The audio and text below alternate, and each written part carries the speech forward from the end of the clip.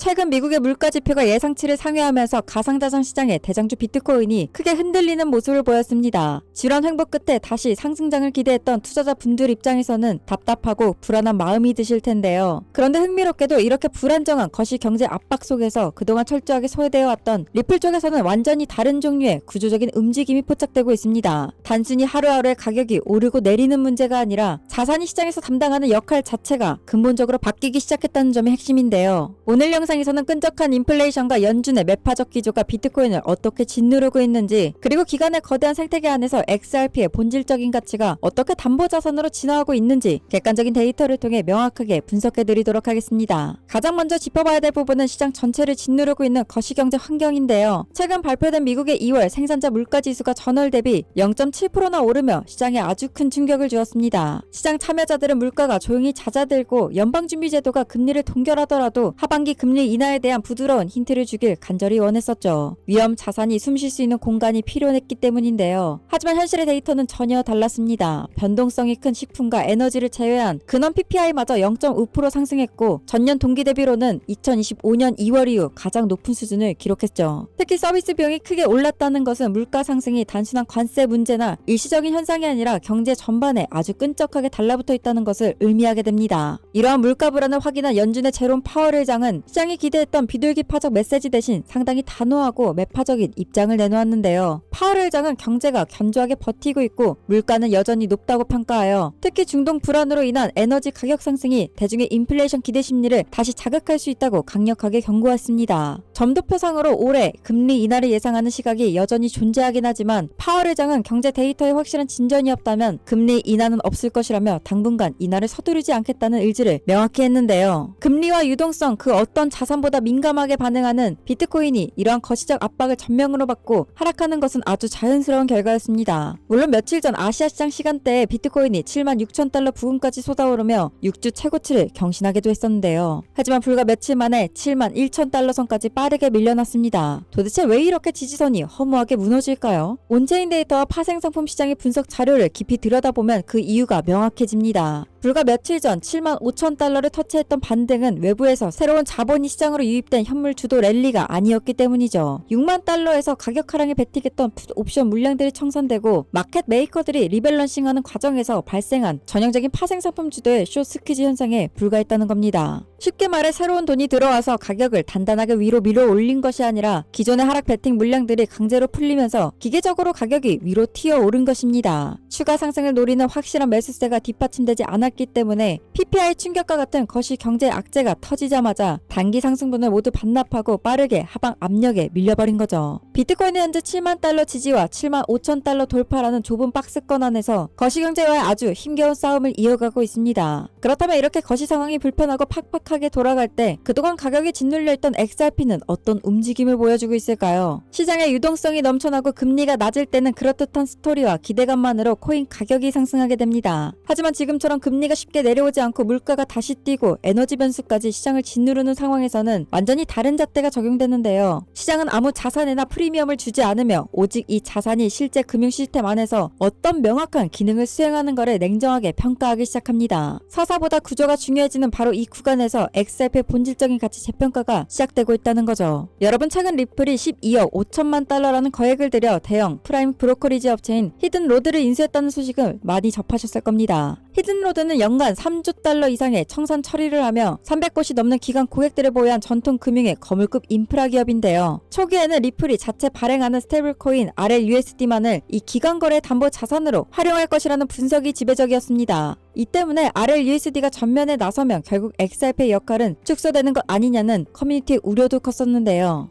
하지만 최근 리플 프라임의 CEO인 마이크 하긴스의 인터뷰 발언이 이 시장의 해석을 완전히 뒤집어 놓았습니다. 그는 XRP를 단순한 국경 간 송금이나 브릿지 통화로만 활용하는 것이 아니라 기관들이 XRP를 맡기고 그 위에서 자금을 빌려 거래할 수 있는 담보 자산으로 활용하는 구조를 직접 설명했다는 거죠. 어떤 가상자산이 기관의 합법적인 담보로 인정받기 시작했다는 것은 그 자산의 성격과 위상이 180도 달라진다는 것을 의미하게 됩니다. 아주 객관적인 전통 금융의 논리로 설명해 드릴게요. 부동산을 한번 예로 들어볼까요? 예전에 XRP는 그저 집값이 오르기만을 멍하니 기다려야 되는 자산이었습니다. 집값이 올라야만 팔아서 시세 차익을 남길 수 있었는데요. 그런데 기관이 이 자산을 담보로 활용한다는 것은 내가 이 집을 팔지 않아도 전세를 놓거나 담보로 대출을 받아 또 다른 경제활동과 부가가치를 창출할 수 있게 되었다는 뜻이 되죠. 전통 금융시장에서 금이나 미국 국채가 전세계 자본 시장에 뼈대 역할을 하는 이유도 단순히 시세가 안정적이라서가 아닙니다. 그 자산들이 담보로 잡히고 그 위에서 막대한 자금을 빌리고 다시 재투자하는 거대한 신용의 순환거래가 가능하기 때문인데요. RLUSD가 기관 채택의 문을 열어주고 그 뒤를 이어 XRP가 기관 거래의 핵심 담보자산으로 기능 확장을 시작한다면 이는 시장이 XRP를 평가하는 밸류에이션 모델 자체를 완전히 뜯어 고쳐야 한다는 아주 강력한 신호가 됩니다. 가격과 무관하게 자산을 24시간 쉬지 않고 일하게 만드는 구조가 만들어진 것이죠. 그런데 여기서 아주 뼈아픈 의문이 드실 겁니다. 기관들이 담보를 쓰고 구조가 그렇게 좋아진다는데 왜 내 계좌의 XRP 가격은 1.4달러, 1.5달러 박스권에서 벗어나지 못하고 오히려 연초 대비 하락해 있는 건가요? 하고 말이죠. 그 이유는 첫째, 현재 시장 전체가 거대한 거시경제의 하방 압력으로 짓눌려 있기 때문입니다. 특정 자산의 기능과 구조가 긍정적으로 변화한다고 해서 그 사실이 즉각적으로 차트의 폭등으로 직결되지는 않는데요. 거시 환경이 불안할수록 투자자들은 위험을 회피하려는 성향이 강해지고 이는 시장 전반의 수급을 얼어붙게 만들기 때문입니다. 두 번째는 암호화폐 시장 특유의 자본 구조 때문인데요. 현재 비트코인이 전체 암호화폐 시가총액의 60% 가까이를 지배하고 있습니다. 거시경제가 불안해지면 시장의 잉여 자본은 알트코인에서 빠져나와 가장 안전한 비트코인으로 쏠리거나 아예 현금화되어 간망세로 돌아서는 경향이 뚜렷한데요. 여기에 더해 600개가 넘는 XRP의 거대한 유통 공급량도 가격 민감도를 낮추는 요인으로 작용하고 이더리움 대비 아직 규모가 작은 XRP 원정의 디파이 생태계도 가격을 극적으로 밀어 올리기에는 다소 시간이 필요한 객관적인 현실입니다. 여러분, 지금 시장은 겉보기와는 전혀 다른 두 가지 전략이 충돌하고 있는 매우 중요한 번곡점입니다. 비트코인 쪽에서는 마이크로 스트래티지나 메타플래닛 같은 기업들이 가격이 눌릴 때마다 현물을 사서 창고에 쌓아두는 전형적인 시세 차익 대기 전략을 구사하고 있는데요. 반면 XRP 쪽에서는 가격의 등락과 무관하게 그 자산의 기관에 담보를 맡기고 금융 시스템 안에서 순환시키는 인프라 활용 전략이 싹을 틔우고 있습니다. 따라서 지금 투자자분들께서 가장 경계하셔야 될 태도는 한쪽만 바라보는 극단적인 시각이 될 텐데요. 비트코인이 지지선을 잘 버티고 있으니 정고점을 돌파할 것이다 라고 맹신하거나 XRP가 기관 담보호재가 나왔으니 이제 거시경제 지표는 무시해도 폭등할 것이다 라고 단정 짓는 것은 투자금을 잃는 가장 빠른 지름길이 될 겁니다. 지금은 거시경제가 비트코인의 상단을 얼마나 무겁게 누르고 있는지, 그리고 기관의 구조적 채택이 XRP의 본질적인 하단 가치를 어떻게 끌어올리고 있는지를 동시에 입체적으로 보셔야 합니다. 당장 어떤 코인이 내일 몇 % 오를까 맞추는 도박을 멈추시고 어떤 자산이 실제 금융 생태계에서 대체 불가능한 역할을 부여받으며 재평가를 준비하고 있는지 그 본질을 객관적으로 추적해 나가셔야 되는데요. 오늘 영상을 마무리하기 전에 짧게 안내 말씀 하나 드려보겠습니다. 여러분, 제가 채널을 개설한 지 얼마 되지 않았는데 채널을 열심히 키워가면서 동시에 우리 구독자분들의 실전 투자에 진짜 도움이 될 만한 알찬 정보들을 아낌없이 공유해드리고 있습니다. 오늘같이 매일 급변하는 암호화폐 시장에서 본업을 하시며 하루 종일 차트를 분석하고 글로벌 뉴스를 확인하는 것은 현실적으로 매우 어려운 일이죠. 그래서 제 채널에서는 여러분들의 귀중한 시간과 에너지를 아껴드릴 수 있도록 체계적이고 전문적인 소통 공간을 운영하고 있는데요. 매일 아침 글로벌 거시경제 시황 브리핑부터 온체인 데이터에 기반한 핵심 차트 지표 분석, 그리고 24시간 내내 객관적인 시장 유동성 데이터를 실시간으로 추적해주는 전용 AI 비서 프로그램 접근 권한까지 우리 구독자분들을 위해 모두 오픈해 두었습니다. 하지만 여기서 아주 냉정하게 짚고 넘어가야 될 점이 하나 있죠. 아무리 객관적인 데이터가 주어지고 훌륭한 프로그램이 곁에 있다 하더라도 투자자 본인만의 명확한 철칙과 흔들리지 않는 기준이 없다면 이 험난한 코인 시장에서 돈을 벌기란 사실상 불가능합니다. 시장이 하락장이라고 해서 모든 종목이 하락하는 것도 아니며 모두가 똑같이 돈을 잃고 있는 것도 아니니까요. 그래서 변동성을 이겨낼 수 있는 진짜 돈 버는 실전 매매 기술이 필요한데요. 단순히 프로그램이나 시황이 아닌 소통이나 도움이 간절하게 필요하다 하시는 분들은 지금 화면에 보이시는 번호나 영상 아래 더보기란과 고정 댓글에 남겨둔 링크를 통해 문의해 주시길 바랍니다. 남겨주신 분들께는 순차적으로 자세하게 안내를 도와드리고 있으니까요. 망설이지 말고 언제든지 문의 남겨주세요. 그럼 오늘 영상이 여러분들의 투자 시야를 한 차원 높이고 시장의 객관적인 흐름을 파악하는 데 도움이 되셨다면 채널 구독과 좋아요 한 번씩 꼭 부탁드리겠습니다. 그럼 저는 내일 더 좋은 영상으로 여러분들을 찾아뵙겠습니다. 감사합니다.